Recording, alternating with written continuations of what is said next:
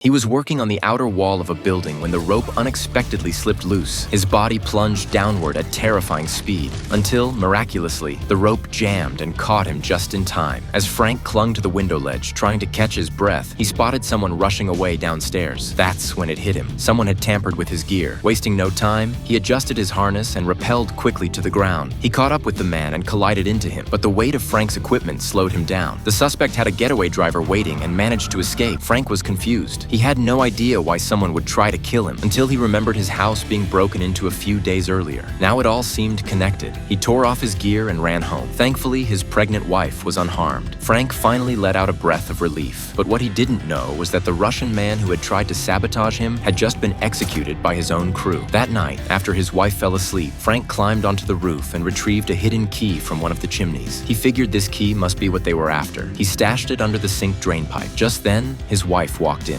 Having heard a noise, Frank didn't know what to say. She had already sensed something was off. Frank had been acting strange for days. But before she could ask him what was going on, loud noises erupted outside. A group of armed men broke in. Frank immediately engaged them in combat. His moves were sharp and precise. Clearly, he wasn't just some average guy. His wife, despite being heavily pregnant, jumped into the fight too, and she held her own.